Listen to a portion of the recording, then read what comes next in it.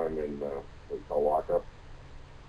And I discovered while I was in prison that the documents that founded this country are actually contracts between the people. The contracts created a trust, and the trusts were perpetuities, they could forever. So once I discovered that, I began to look at things the way that they really are. And the trusts are open. In 1861, there's Heather calling in. In 1861, Mr. Lincoln issued an executive order that trespassed out of his authority. When he did that, the concept between the government and the people changed. They actually broke down. The original trust was abandoned at that point. So it really, I decided that I should just go ahead and sign on to the documents, creating the federal government, the Declaration of Independence, the Northwest Ordinance, and the Charter of Confederation, and then secondarily the state constitution. And I did that. And when I notified some international parties that I'd done that, they said I'd penetrated their trust. So when I got out of prison, I put a group of people together to act as trustees for all Americans because no one else was doing it.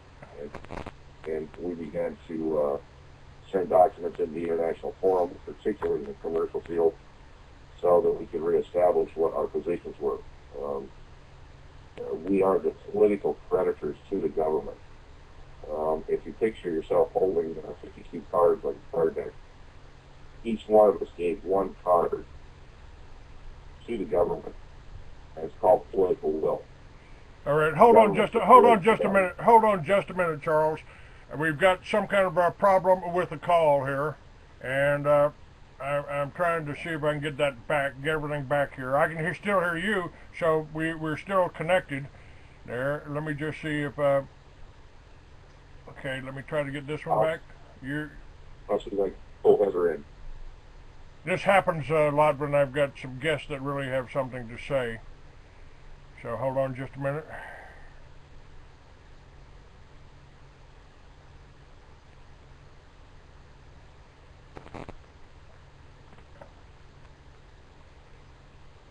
That call failed. Hang on a minute.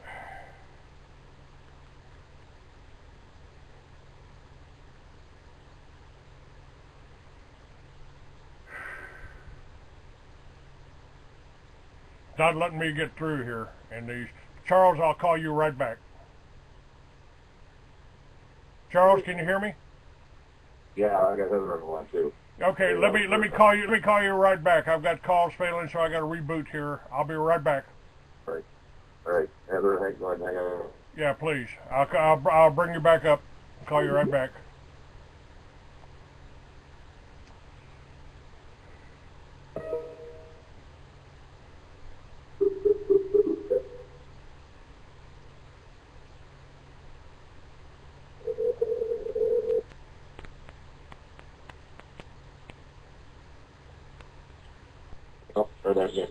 Stay with me here. I'm still trying to get hooked up. To talk shoe.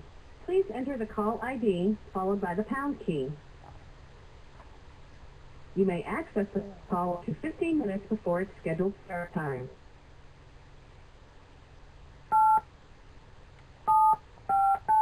Welcome to TalkShoe. Please enter the call ID followed by the pound key. Trying to do that. You may access the call up to 15 minutes before its scheduled start time.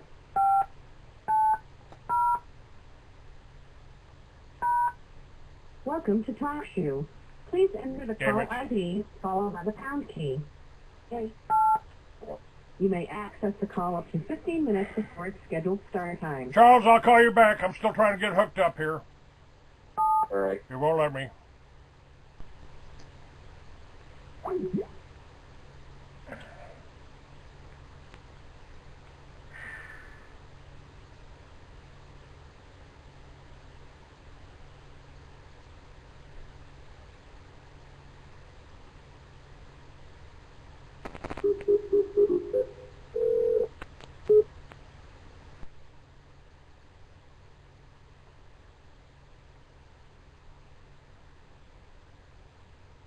What? To talk to, please enter the call ID followed by the pound key.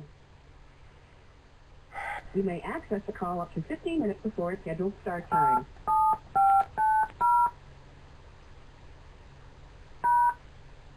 Welcome to talk to.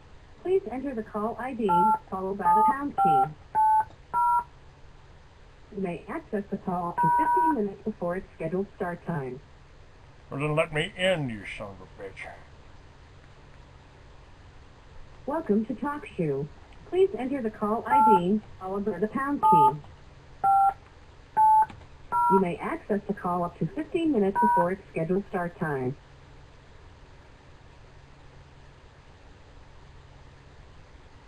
Welcome to talk to. You know what the hell with you? Call ID.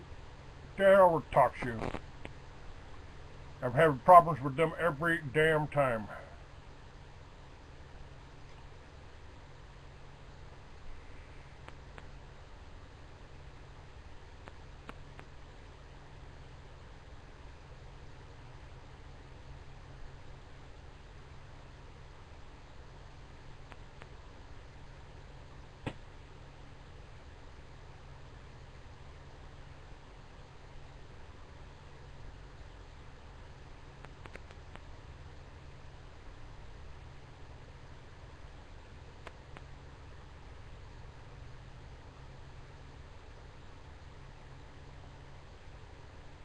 What the hell is going on here with Skype?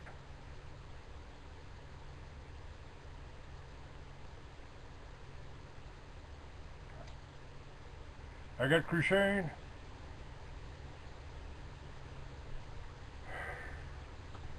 Come on.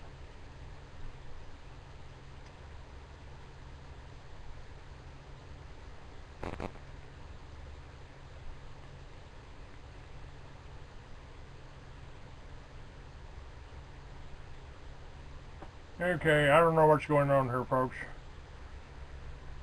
My Skype is just not working here. Hang on a minute. I've got, I'm rebooting on Skype, trying to get that working.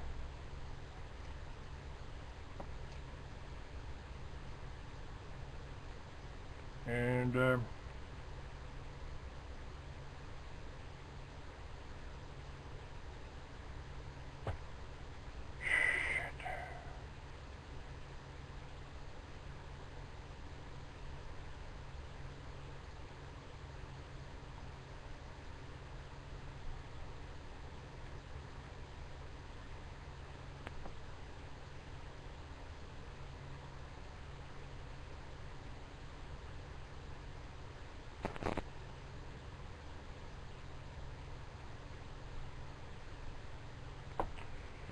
stay with me, folks.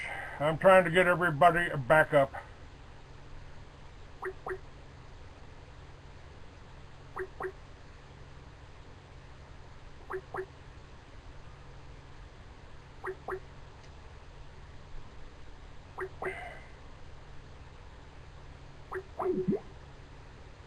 Shit.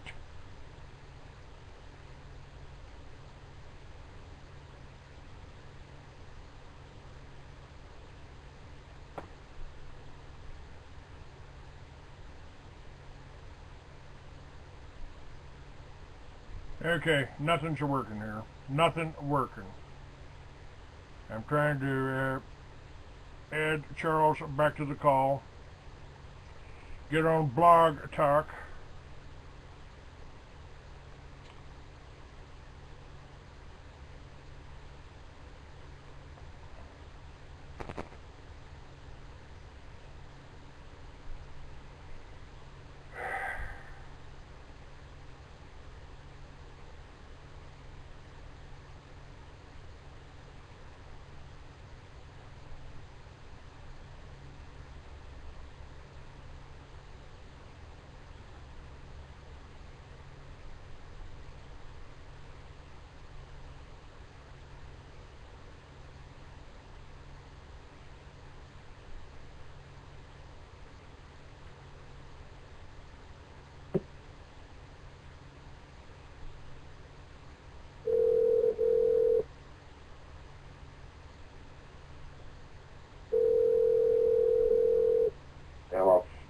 I think we've got it now, Charles. Okay. Pull Heather in here. All right. And hello, Heather. How are you? She in yet? Okay.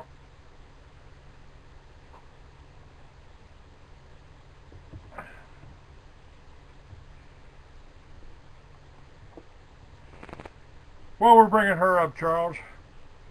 Let me ask you, what exactly? Whoops. Oh, man, I've lost it again. Lost another one here. Where is this? I think we're back. We're all together now. Hello, Clay. Hello, Heather. How are you? I'm great this morning. How are you? Well, I'm a little stressed out here. My computer's acting up. My Skype is acting up. And I'm not, I'm trying to get all that back up again here. Let me try to get Blog Talk back up. Okay. We're, Sorry, we may have contributed to that, so I'm sorry about that. all right. Okay, we got that.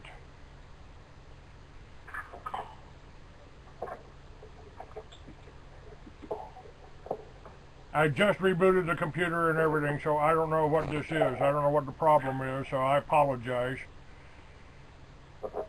I think we can tell what it is. We can tell you what your problem is. The problem is I'm talking, well, I don't know whether it's me talking to you or you talking to me. I think it's us talking to you and you talking to us.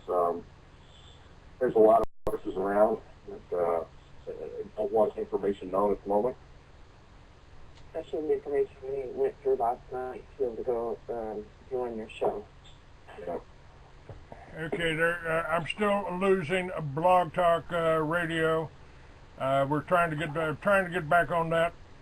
We're up on Crusade, and we're up on Blog TV, so those things are working. And why Blog Talk Radio isn't, I don't know. I don't know. I'm trying to get that all back up now. Shit. Well, it is Monday. Normally you have to feed your computer with a drop of blood on Monday morning. Did you do that yet? No, I haven't done that. Yeah, there you go. Well, this is real interesting. This is the first time I've lost a Blog Talk. Let me ask you, Charles, what brought you to the attention? Now we've got more people in prison than any other country in the world. We've got. I've been to prison for marijuana back when it was a potential life sentence in Texas. It's my opinion that they are, Ayn Rand had it accurate when she said the government has no control over honest people, so they've got to turn us into criminals. They did that with the drugs. They did that with the income tax. They did that with alcohol. My God, they turned our grandfathers into criminals, bootleggers and moonshiners for making their own fuel on their own farms, on their self-sufficient family farms. Well, here's what I see as the bottom line. The descending order of the construction of our political bodies, our governments, is as follows. Creator created all of this and all of us. Second of all, there's me. Therefore, when I am the created, and I recognize that, I have obligations. And if I create, I have obligations and duties as well. So the third level would be us. You and Heather decide to create political bodies to protect ourselves. The people did that. Beginning in 1776 with the complete notice to the world. The next level is after the people themselves and their agreement to be the formal statement of that agreement. That would be the state constitution in writing, and the fifth level down would be the government created. The sixth level down would be the branches, and the seventh level down would be their powers. At the fifth level down, the states had an agreement to create a federal government.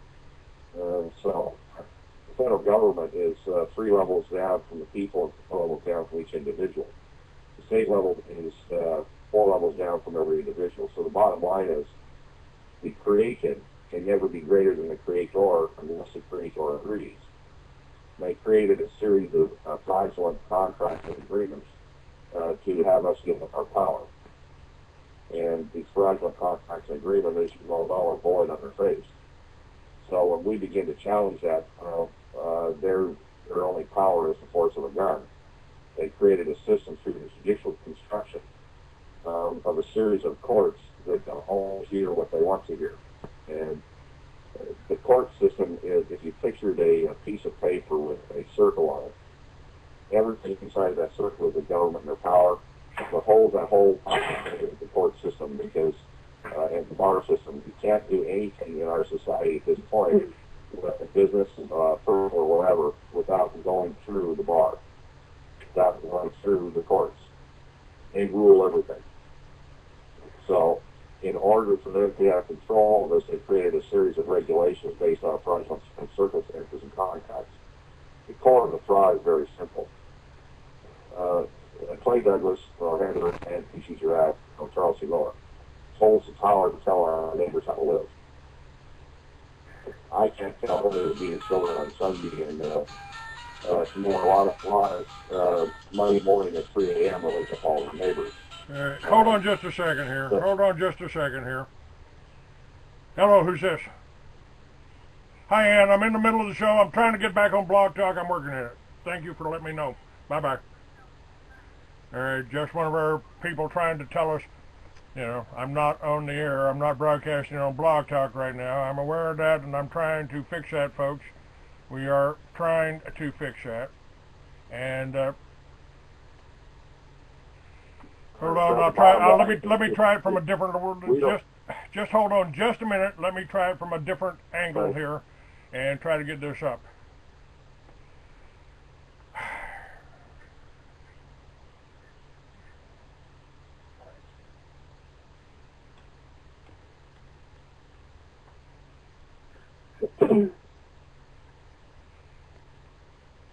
I don't know if it's my computer or something else here. It's not copying, it's not pasting, it's not connecting. So, but maybe I can get it fixed here in just a heartbeat.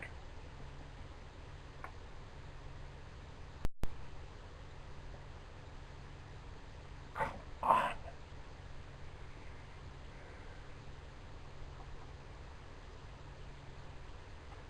All right.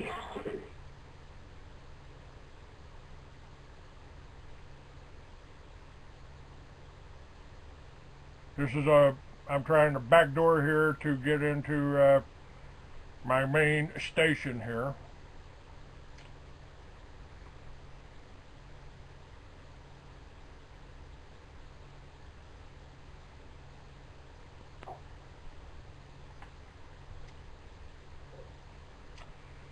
Again.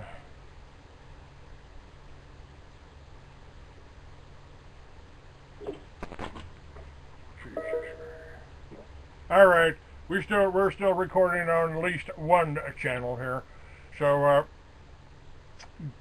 go ahead while I'm trying to re-hook up here. All right. So the simple fact is, if I don't hold the power, Heather doesn't hold the power, you don't hold the power, Clay, or the people don't hold the power over their neighbors. We could not assign what we don't have to the government. So therefore, the simple conclusion is there is the power to the government to regulate those who granted its power. When I understood that concept, I went into the state constitutions and I read a lot of them, and I can't find anywhere in the state legislative section where the people are named as subject to the government's powers. So the logic is very simple. The major premise is if you don't hold power, you can't assign it.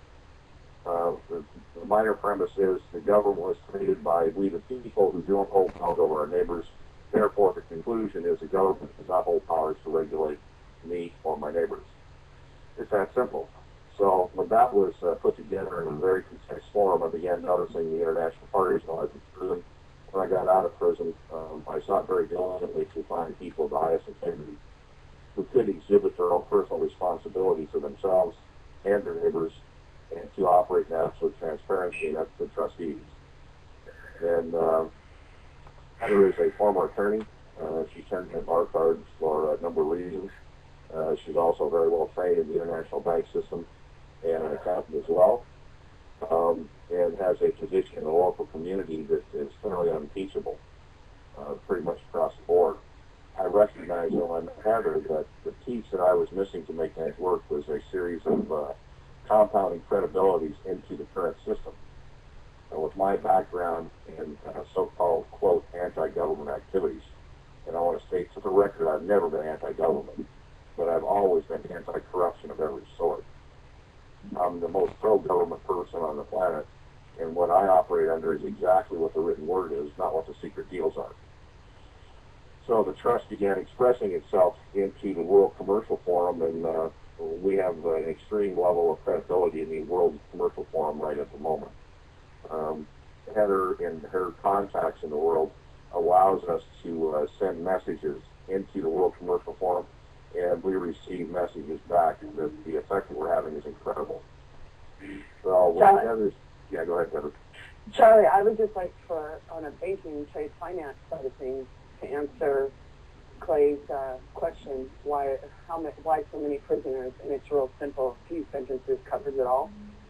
The more prisoners we have, the more commercial paper can be cut. They're called prisoner bonds.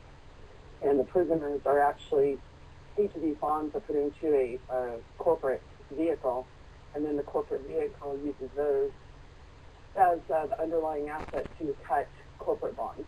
And then those corporate bonds are sold overseas.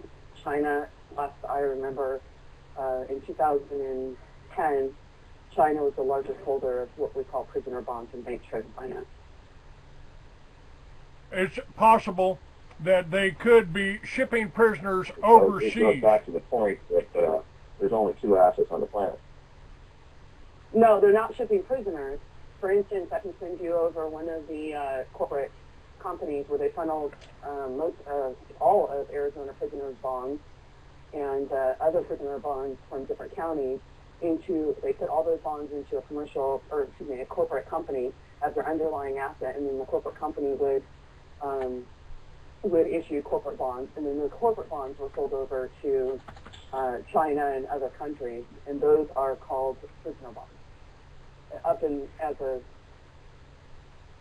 As a derogative term, they're called prisoner bonds, but they're hidden under corporate bonds. So the more prisoners, the more commercial paper that can be cut and sold. Now, aren't they also using the prisoners in both state and federal prisons as slave labor for 25 cents an hour for large corporations? Basically, the same way they use. That's an incidental revenue stream. The main revenue stream are these prisoner bonds that Arizona Penitentiary will hand over or sell over to this corporate vehicle, and then along with some other judicial law enforcement type bonds, and those are where they're backing a corporate bond. This company would then go and issue corporate bonds and never disclose what's underneath. They do put out an SEC type of reporting, but nobody ever understands it, and nobody ever goes back to look for it, so they go basically undetected. The prison labor is just an incidental and very small revenue stream, a fraction of what the prisoner bonds actually generate. The reason they use these bonds, Clay, is very simple when you get back to the basic principles. There's only two assets on the planet: raw materials, which no one can really own because it came with the planet, we didn't create it, and labor that takes the raw material and turns it into another product. It doesn't matter if you're looking at gold or furniture in your house. It's all raw materials, all turned by human labor into a substance we can use.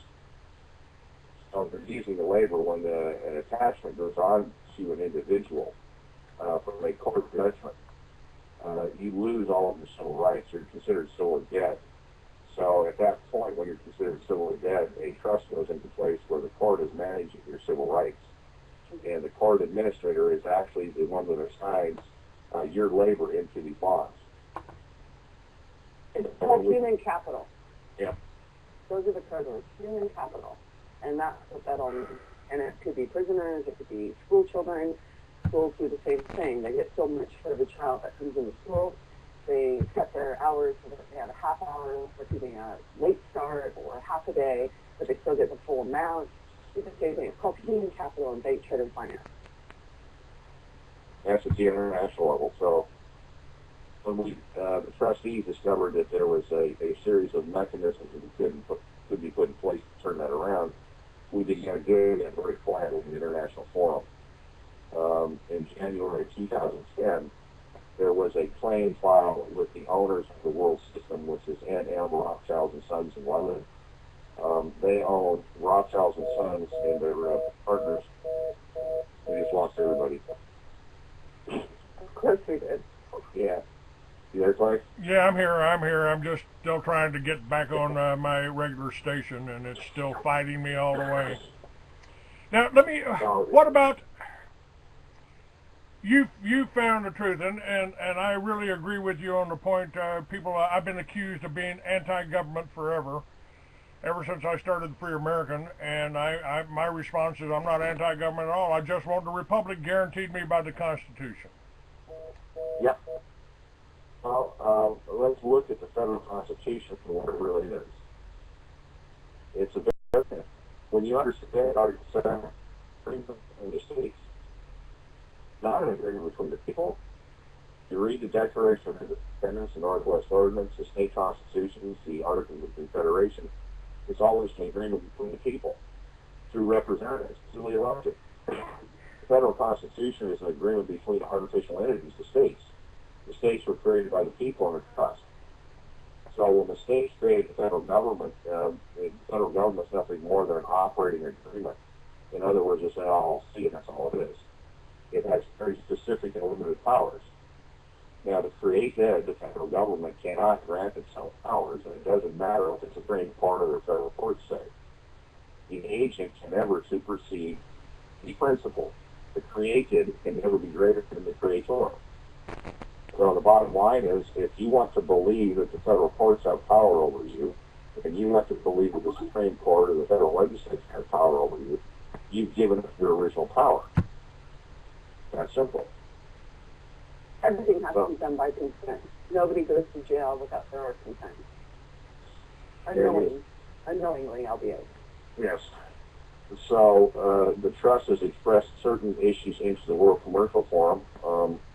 Last night we had a conversation with some of the Occupy people, and we agreed to do certain things together. One of which is a pledge that we sent you last week, will be exposed this week to the world, and a massive streaming mechanism. And what that pledge says is that we all agree to work on the single issue that controls most of the corruption on the planet, the bank system. And we pledge our lives, our fortunes, and our sacred honor to do that. We're willing to give up all of the other positions that we hold in whatever issues are our pets to settle the core of the problem. Because when you take the money system out of the judicial system, you kill most of the corruption. When you take the money system out of our crooked schools, you kill most of the corruption. When you take the money system out of the legislature to the state level, you kill most of the corruption. So the only solution that can work at all is a public money system where the people own the money, and it's public money, our labor, our value for private use. In other words, the banks will have to pay us to use our labor to stay in business. And there's been some things done in the international forum and the national forum to create a mechanism to hold that labor. And we are ready now, this next week, to release the tool, as Heather described it so aptly, for any American to secure their labor held by a bank. And that'll happen sometime in the next week or 10 days. It will change the nature of the equation of your legal relationship to the bank and puts them in a near custodian position where they're holding your labor and your labor only, and will shut down all the trade platforms, and it will shut down the bank's ability to use your money for anything